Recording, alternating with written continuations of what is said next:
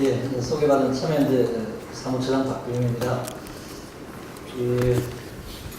세상 사람들이 잘 모르는 소식이 이제 신문에 하나씩 나올 때 많은 관심을 가지는데, 어제 한겨레만 나왔는지 모르겠지만 한겨레에서 이제 특수활동비 문제가 되니까 국회 통제 이런 거에 대해서 짧은 기사가 나왔고, 거기에 보니까 호주와 프랑스 같은 경우에는 그렇게 다 비밀 정보 기관들이 있지만 모든 것을 예산을 다 감추는 시스템이 아니더라 라는 것을 살짝을 소개를 했죠. 그 다음에 뭐 미국 상원위원회에서도 여러 차례 여러 상원위원회 여러 위원회에서 예산을 감독한다.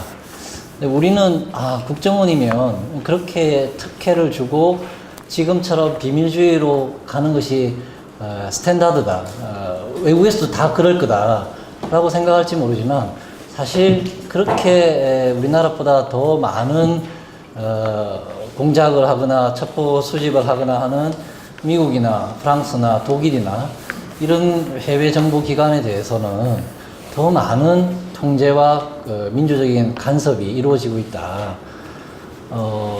그런데 우리나라에서는 그런 부분에 대해서 너무나 관심이 좀 없는 거 아니냐. 외국에서는 사실은 정부기관들의 어떤 일은 할 수 있고 어떤 일은 못한다에 대한 논쟁뿐만 아니라 한 10여 년 이상 외국에서의 가장 큰 관심사는 정부기관의 민주적인 통제를 어떻게 할 것이냐, 이게 주된 관심사였습니다. 그거는 유엔의 각종 기관에서도, 유엔의 산하 기관에서도 관심사고, 유럽의 군이라든지 정보기관에 관심이 있는 연구단체들의 오랫동안 관심사인데, 우리나라는 그 부분은 조금은 소홀해 왔다 이런 생각이 드는데요. 뭐 그럴 만한 이유가 있었겠죠. 대부분은 이제 정치 개입을 많이 하고 간첩 조작이라든지 이런 그들에게 맡겨준 기능이라든지 권한 문제 때문에 우리 사회가 20년 넘게 떠들썩하게 홍역을 치르다 보니 기능과 역할에 대한 논쟁 중심으로 많이 왔던 거는 자연스러울 것 같은데, 사실은 기능과 역할을 조금 전에 조지훈 변호사님이 소개했다시피 범죄수사권이나 기획조정권 같은 거를 폐기하는 문제는 저도 매우 중요하고, 그거는 이번에 손봐야 된다고 생각하는 동시에 그것만 손봐서는 과연 되겠는가. 설령 기능과 권한을, 지금도 정치 개입하는 거는 그 기능을 국정원에게 우리가 맡겨둔 거 없습니다. 지금도 간첩 조작을 할 수 있게끔 무슨 권한을 우리가 법적으로 보장해 준 거 없습니다. 그게 법적으로 보장된 권한과 기능이 아님에도 불구하고 그들은 그런 일을 할 유혹에 빠져 있고 그런 일이 벌어지죠. 하지만 외부에서는 그 사람들이 그런 유혹에 빠지고 있는지, 또는 그런 불법의 행위가 초기에 지금 살짝 벌어지고 있는지를 우리는 항상 모르죠. 상황이 악화돼 가지고 더 이상 감당할 수 없을 정도가 되어야 그거를 볼 수 있는 수준인데, 그들이 법적으로 보장받지 못한 권한의 유혹에 빠지고 있는지, 그거에 한 발짝 발을 담그고 있는지에 대해서 어서 한시라도 빨리 적발을 해낼 수 있다 그러면 그런 문제는 악화될 것이 아니고, 또 그게 적발될 가능성이 있다라고 한다 그러면 그렇게 쉽게 그런 일을 하지 못하는 거죠. 예를 들면 어제 변창훈 이제 검사가 자살을 하시고, 그전에는 보좌관도 변호사도 소속 변호사도 죽었는데, 그 이유에 대해서 여러 가지 이야기가 나오죠. 파견 검사 문제 때문이냐, 뭐의 개인적인 문제 때문에 나오는데, 저는 핵심은 그들이 그런 불법적인 일을 해도 상상할 수 없는 그런 정부기관에서의 조작 은폐 행위를 해도 적발되지 않을 것이라고 하는 그들의 믿음이 있었기 때문에 그런 불법 행위를 했다고 생각합니다. 원세훈 원장이 그들의 그런 행위가 불법이라는 인식이 과연 없었겠냐. 저는 그 정도 사람이면 불법이라는 인식 다 했습니다. 예, 1차장이건 3차장이건 심리정보국장이든 단장이든 다 그런 판단을 할 수 있지만, 그 사람들이 과연 인사권 때문에 그게 억눌려서 또 그런 게 있었겠지만, 핵심적으로 그들이 그런 말도 안 되는 조작 사건을 벌이고 댓글 사건을 했던 배경에는, 우리가 이렇게 해도 국정원의 정보는 외부에 노출이 안 될 수 있다. 국회에서 아무리 날고 뛰고 뭐라고 자료를 내달라고 해도 우리는 못 주겠다 하면은 드러나지 않을 것이다라고 하는 역사적인 경험들이 있었고, 그 법적인 권한이 보장되어 있기 때문에 그런 불법 행위를 해왔다. 앞으로 저는 뭐 대공수사권 없애고 기획조정권 없애는 게 제 개인적으로는 매우 중요한 사명이라고 생각되는데, 설령 그 권한을 없앴다 할지라도 국정원에 대해서 통제하거나 국회가 감독할 권한이 보장이 안 되면 안에서 또 그런 작전을 또 할 것이다. 왜냐? 아무리 그들은 불법적인 행위를 해도 외부에 노출되지 않을 거라고 하는 믿음만 있으면 10년, 20년 후에 그게 설령 드러날지라도 그때는 이미 게임 오버 된 상태니까, 이미 정권을 10년, 20년 장악한 상태니까 그런 믿음을 깨트려 줘야 그들은 법이 보장한 범위 내에서 움직인 거다. 이야기를 이번 국정원 개혁 때는 정말 우리가 신중하게, 심각하게 마음속에 짚고 가야 된다. 이런 이야기를 드리는 게 제가 오늘 이 페이퍼의 사실은 배경입니다. 뭐 구체적인 그 내용에 대해서야 논쟁이 분명히 있을 겁니다만, 그게 가장 중요하다는 점을 뭐 오늘 국회의원들께서는 이제 듣다가 가셨지만, 여기 참석하시고 있는 시민 여러분들과 그리고 언론에서 기자 여러분들이 더 관심을 가졌으면 좋겠다. 수사권 조정 뭐 이런 문제에 더불어서 들어가면 부분은 뭐 관심 있는 분들이 그동안에 우리는 감독 통제에 대해서 어느 정도로 지난 한 20, 30년 동안 도대체 얼마나 좀 손봐왔지? 20, 30년 동안 얼마나 많은 우리는 국정원의 농단에 당했음에도 뭘 좀 개선해왔지? 별거 없네? 그걸 보았던 관심 있는 분들은 보시면 될 것 같고요. 두 번째는 감독 통제에 대해서 그러면 제가 제안드리고 저희들이 참여연대와 그리고 관심 있는 개인들이 제안드리는 단체들이 제안드리는 것을 말씀드리면요. 우선은 16페이지 있습니다. 국회의원들로 구성된 국회정보위원회만으로는 하는 데는 한계가 있습니다. 국회정보위원회는 전임위원회로 되다 보고 전문 보좌관의 지원을 받더라도, 설령 그렇게 받다 하더라도, 지금은 그런 전문 보좌진의 지원도 못 받는데, 받는다 하더라도 4년마다 국회가 바뀌고 2년마다 정보위원들은 교체가 됩니다. 그런 사람들에게 정보위원들의 전문성의 축적은 한계가 있을 수밖에 없습니다. 물론 뭐 사전에 전문성이 있는 김병기 전 의원님 같은 분이 한두 명 들어갈 수 있을지 몰라도, 다수의 정보위원들은 그런 전문성이 없는 상태로, 백지 상태로 정보위원회 활동하기 때문에 정보의 현격한 차이로 인해서, 경험의 차이로 인해서 정보위원회 감독을 제대로 할 수 없습니다. 그래서 정보위원회 산하에 국회 정보위원회 소속으로 정보 및 인권 분야 전문가로 구성한 정보감독기구를 설치하거나, 또는 대통령 직속으로 전문가형 정보감독기구를 설치해서 국정원에 대해서 제대로 지속적으로 감독할 수 있는 기관이 필요하다, 이렇게 생각됩니다. 이런 발상은 사실은 10년 전에 이미 당시에 국정원 출신이기도 하고 안기부에 오랫동안 파견 나가 있었던 검사 출신이기도 했던 한나라당 소속 정영건 의원이 발의한 국가정보활동 기본법안이라는 것에도 들어와 있습니다. 대통령 소속의 정보감찰관을 만들어야 된다, 이런 내용인데요. 국회 소속으로 두느냐 대통령 소속으로 두느냐는 선택의 여지가 있지만, 어쨌든 현재는 정보위원들, 국회의원들 2년마다 교체돼 버리고 정보위원회 국정원만 들여다보는 일을 하지 않는, 다른 일도 얼마든 아주 많이 하는 이분들에게 의지하는 체계를 벗어나자. 해외에서도 유사한 사례들은 많습니다. 18쪽에 있는 몇 가지 사례들만 보면, 미국 CIA에도 감찰관이라는 게 있고, 호주에도 정보감찰관, 캐나다에는 2가지 유형의 전문가 감독 기구가 있고, 벨기에도 있습니다. CIA 감찰관 같은 경우는 소속은 직원 신분이지만, 그 다음에 국장에게 보고하지만 대통령이 지명하고 상원이 확정하는 자로에서 CIA 국장에게 휘둘리지 않는 그런 신분의 아주 강한 지위를 보장하고 있는 사례들이 있습니다. 호주나 캐나다나 벨기에 사례들은 자료를 참고해 주시면 될 것 같고요.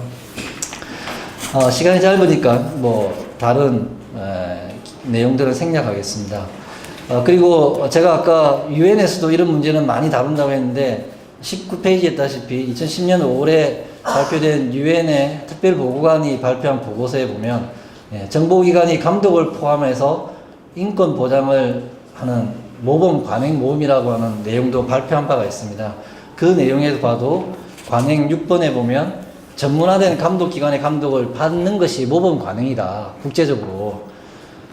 그리고 효과적인 정보감독 시스템에는 정보기관과 관계없는 민간기관이 최소한 하나는 포함되어야 된다. 그것이 모범적인 관행이다. 그러니까 앞으로 그렇게 해야 되는 게 아니라 해외에서는 예, 많은 선진 유럽 국가나 미국에서는 그게 모범 관행이다. 그러니까 이제 동유럽에서 정보기관을 신설하거나 아시아 국가에서 그런 정보기관의 폐해가 드러나는 지역에서는 이런 모범 관행을 따라라. 그런 보고서를 낸 적이 있다는 점을 말씀드리고요. 나머지 모범 관행에 대해서 10번까지도 참고해 주시면 될 것 같습니다. 그 다음에 20쪽에 하단에 있다시피 그렇다고 해서 정보위원회를 계속 껍데기채로 둘 수는 없다고 생각됩니다. 정보위원회의 기능과 역할이 가능하게 좀 개선해야 됩니다. 그 중에 하나는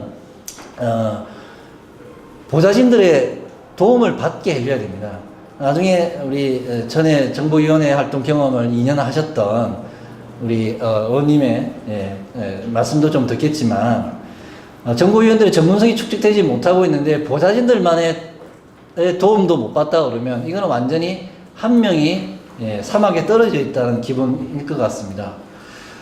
정보위원회를 전임위원회로 뭐 하는 문제 이것뿐만 아니라 저는 비밀 유지 의무와 함께 기밀 취급 인과권을 가진 보좌진들이 정보위원회 회의에 배석하고 국정원이 내놓는 여러 자료들, 특히나 예산이나 결산과 관련된 자료 양이 수천 페이지, 수만 페이지가 되는 엄청난 그 자료를 국회의원 혼자가 끙끙대면서 볼 수도 없는 그런 조건을 바꿔줘야 된다. 물론 이 보좌진들은 개별 정보위원회 그 개인 의원 소속 보좌진일 수도 있고 그게 어렵다고 한다면 공동의 보좌진으로 해서라도 그 의원들의 활동을 뒷받침해 줘야 된다. 뭐 미국 의회 정보위원회 경우에도 보좌진의 지원을 받고 있고요. 우리나라에서도 많이 소개되어 있는 독일의 의회 통제위원회라고도 번역이 되기도 하고 연방 하원 감독 통제위원회라도 번역이 되는 PKG라는 것도 사무국의 7인으로서 그걸 보좌를 하고 있습니다. 뭐 영국도 마찬가지고요. 근데 우리나라 국회의원은 정보위원회는 달랑뒀지만 거의 사막에 혼자 떨어져 있은 막막한 기분을 느끼게 하고 있는 것이죠. 다음으로는 국회 정보위원회 국정원 보유 자료라든지 답변 요구권 강화해야 됩니다. 지금도 지난 2012년에 댓글 사건이 2013년에 발생하고 나서 2013년 말 2014년 연초에 국회 정보위원회에서 국정원법을 개정했습니다. 그래서 개정 내용의 13조를 개정해서 답변 제출을 성실하게 해야 된다라는 단어 하나를 집어넣습니다. 문장을. 하지만 국정원장은 필요가 있으면 거부할 수 있다라는 그 단서 정황은 여전히 살아있습니다. 국정원장은 성실하게 답변할 자료 제출하고 답변할 의무가 있지만 필요하면 얼마든지 자체 판단으로 거부할 수 있다. 이렇게 되어 있다 보니 지금도 뭔가를 요구하면 안 합니다. 예를 들면 이 법이 개정되고 나서 2014년 1월 달에 이 법이 개정됐는데 2014년 여름이었나요? 2015년이었나요? RCS 그 해킹 불법 사찰 사건이 났습니다. 그 당시에 야당이었던 더불어민주당이었나요? 민주통합당이 얼마나 열심히 파헤친다고 했습니까? 당시에 뭐 안철수 의원도 아마 그 당 소속으로서 얼마나 파헤친다고 했습니까만은 국정원에서 우리 자료 보여줄 수 없다. 우리 그 국정원 시설 내에 와서 살펴볼 수 없다라고 해버리니까 속수무책이었지 않습니까? 그래서 결국 어떻게 했습니까? 야당 의원들 더 이상 국정조사 안 하겠다. 더 이상 현지조사 안 가겠다. 이런 식의 현지조사 가봤자 아무 정보도 못 보는데 우리가 왜 가냐 하고 백기투항해버렸던 사실입니다. 2014년 1월 달에 성실하게 자료 제출하고 답변할 의무가 있다라는 말을 넣었지만 그 조항 가지고는 아무 소용이 짝이 없는 그런 통제 시스템이 그 이후에도 이루어지는 거죠. 이거 안 바꾸고는 국회 정보위원회는 국정원이 말하는 거를 국민들에게 대독을 해주는, 대신 소개해주는 그 기능밖에 못하는 거다. 이런 점을 우리가 꼭 이야기해야 될 것 같고요. 한 5분밖에 안 남았으니까 시간 관리하도록 하겠습니다. 하나 건너뛰어서 23쪽에 있는 예산 투명성 강화 부분입니다. 특수활동비 지금 문제가 되니까 더욱더 관심이 우리가 기울여야 될 부분인 것 같은데요. 뭐 아시는 분은 아시겠지만 조금만 설명드리면 국정원 예산은 크게 세 가지로 편성이 돼서 국회에 나옵니다. 하나는 구성 내역을 보여주지 않고 총액으로만 제시되고 그 총액도 그냥 특수활동비라고 이름으로 제시되는 국정원 본 예산입니다. 그래서 국정원 예산이라고 해서 국회에 제출되는 돈은 항목은 특수활동비 4천 몇백억, 딱 그게 전부입니다. 근데 그 안에는 인건비도 있고, 청소 시설비도 있었고, 시설 관리비도 있을 거고, 뭐 여러 가지, 예, 그 우리가 일반적으로 국가기관에서 사용되는 모든 비용이 다 있을 건데, 그 모든 것이 다 특수활동비 4,800억 안에 다 들어가 있습니다. 모든 게 다 들어가 있습니다. 두 번째는 경찰청들의 이제 다른 기관의 예산에 숨어 있는 비밀활동비. 요거는 국정원 예산 밑에 있는 게 아니라 경찰청 예산, 국방정보본부 예산, 사이버사령부 예산, 어떻게 보면 국방부 예산, 그 안에 살짝 숨어 있습니다. 근데 얼마씩 숨어 있는지 국민들이나 국회의원들이 아는 거는 한계가 있습니다. 세 번째, 물론 보고는 하는 걸로 알고 있습니다. 세 번째로는 기획재정부 예비비 예산에 숨어 있습니다. 요거는 정보기관 예산이 아니라 기획재정부의 예산에 숨어 있는데, 이 예산에도 다른 국가기관들하고 섞어서 들어 있습니다. 그러니까 예비비에 5천억이 있다고 하더라도 그 5천억이 국정원의 예비비로 5천억인지, 국정원 아닌 대통령 경호처, 대통령 안보실, 또는 뭐 경찰청, 국방부, 얘들하고 합쳐가지고 5천억인지 누구도 모르는 돈입니다. 그래서 사실상 국정원의 1년 예산은 얼마에 대해서 딱 자료만 보고서 말할 수 있는 사람은 아무도 없다는 겁니다. 국정원에서 설명을 해주지 않는 한.